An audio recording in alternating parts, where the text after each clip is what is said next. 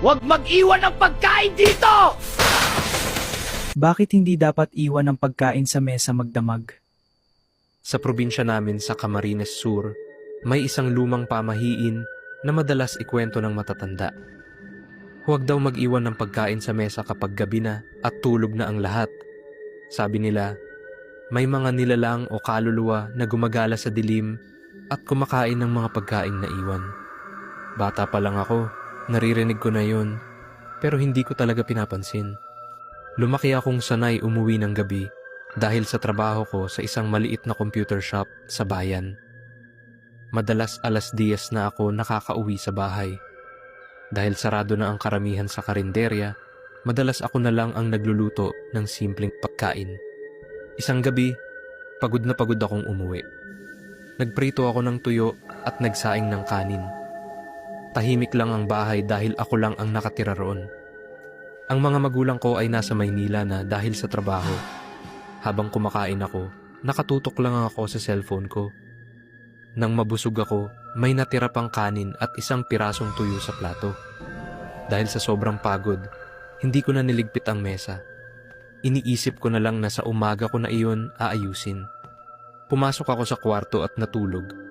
Hindi ko alam kung anong oras nang bigla akong magising sa kalagitnaan ng gabi. Tahimik ang buong bahay, pero may narinig akong mahinang kaluskos mula sa kusina. Noong una, inisip ko na baka daga lang. Minsan kasi may pumapasok na daga kapag gabi. Pero maya-maya, may narinig akong tunog na parang may ngumunguya. Mabagal, paulit-ulit, parang may kumakain. Napaupo ako sa kama habang nakikinig. Habang tumatagal, mas malinaw kong naririnig ang tunog na iyon.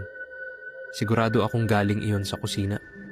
Dahan-dahan akong bumangon at naglakad palabas ng kwarto. Madilim ang sala at ang tanging ilaw ay galing sa poste sa labas na pumapasok sa bintana. Habang papalapit ako sa kusina, lalo akong naririnig ang tunog ng pagkain. May kumakain sa mesa. Pagdating ko sa pintuan ng kusina, marahan akong sumilip. May nakita akong tao na nakaupo sa harap ng mesa. Isang maputlang lalaki. Nakayuko siya habang kumakain sa plato na iniwan ko. Mabagal niyang sinusubo ang kanin gamit ang kamay. Tahimik ang buong paligid maliban sa tunog ng pagnguya niya.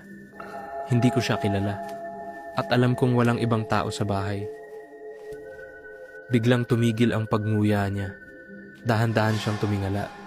Nagkatinginan kami. Lubog ang mga mata niya at napakaputla ng mukha. May mga butil ng kanin sa gilid ng labi niya. Wala siyang sinabi. Ngumiti lang siya. Pagkatapos, unti-unti siyang naglaho sa dilim ng kusina. Naiwan akong nakatayo sa pintuan, nanginginig sa takot. Kinabukasan, May nakita akong kaluluwa kagabi. Kinain niya ang pagkain ko. Gagi ka? Seryoso ako, hindi ako nagbibiro. Seryoso pre. may mga kaluluwa raw na gumagala sa gabi. Kapag may nakita silang pagkain sa mesa, iniisip nila na para iyon sa kanila. Simula noon, kahit gaano ako kapagod, hindi na ako natutulog nang may naiwan na pagkain sa mesa. Dahil may mga bisita sa gabi na hindi mo nakikita. At kapag pinakain mo sila nang hindi mo alam, baka hindi na sila umalis.